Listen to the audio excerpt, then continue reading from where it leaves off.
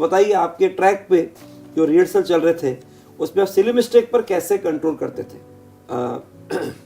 नील कृष्ण।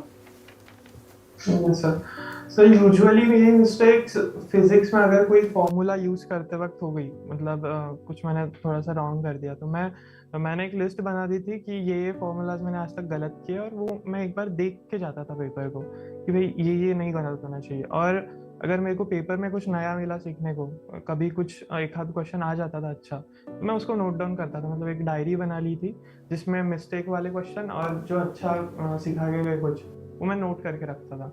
और जो silly mistakes मेरी कैलकुलेशन में होती थी मैथ्स में, तो मैंने रफ वर्क जो था वो थोड़ा सा खुला खुला करने की आदत डाल ली थी, ताकि अगर कुछ मिस भी हो गया तो वो अच्छे से मैं एक बार वापस से देख लूँ वहीं पे। मतलब वो थोड़ा सा अगर अच्छे से नहीं किया तो वो नहीं दिखता ना। सो अच्छे से प्रॉपर वे में मैं रफ वर्क करता था ताकि वो दिख जाए। ध्यान से इसको सुन रहे हो तो थैंक्स भी करो कमेंट बॉक्स के अंदर, या कितना अच्छा तरीका था, रफ वर्क को भी ढंग से करो ताकि वो दिखे क्या लिख रहे हैं हम, वहाँ कोई ओवरलैपिंग ना हो जाए।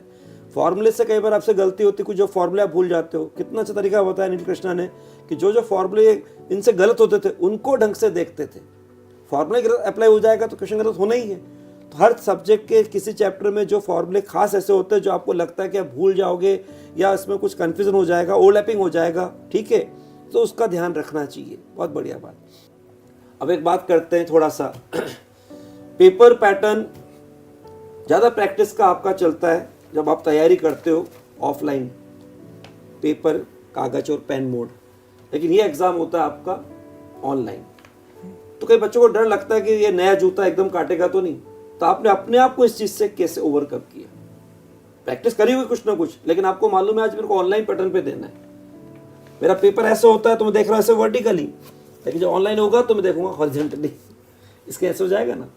तो कैसे कैसे सब ने अपना कंट्रोल किया, क्योंकि बच्चों के लिए ये एक साइकोलॉजिकल प्रेशर डेवलप करता है। चलिए आप बताएं नील कृष्ण।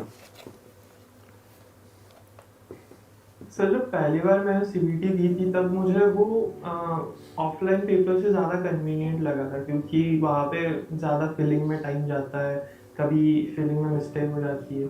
तो मुझे तो सीबीटी मोड ज़्यादा कन्वीनियंट लगा था स्टार्टिंग से ही, तो ऐसा प्रॉब्लम तो कभी गया नहीं। चलिए आपके दो फोटो आ गए, यानी दोनों मोड चल रहे हैं आपके, ऑफलाइन ऑनलाइन दोनों चल रहे हैं, ठीक है। तो ये बच्चों के हिसाब से ये बातें तो बहुत इंपॉर्टेंट हो गई।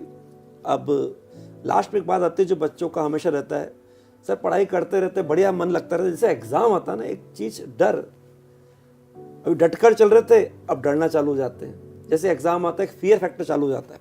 एक फियर फैक्टर साइकोलॉजी के हिसाब से लगता है हर को डर लगता है, लेकिन डर आपको भी लगा होगा, लेकिन क्या डर आप पर हावी हुआ या आपने इसको अपने से कैसे हटाया, कैसे अपने आप को निडर होकर तैयार होकर डट कर जाके आपने एग्जाम को दिया, मतलब वो आपके रिहर्सल टेस्ट हो या फाइनली आपका जेईई मेंस का जनवरी सेशन हो। नील कृष्ण। तो मैंने ऐसे किया था, मतलब मेरा एक दोस्त था, हमारा मतलब कोई भी मॉक टेस्ट हो, एडवांस हो या फिर मेंस हो, तो मैं उसको बोलता था चल आज मानते हैं कि ये हमारा फाइनल टेस्ट ही है, और उस हिसाब से देखते क्या होता है।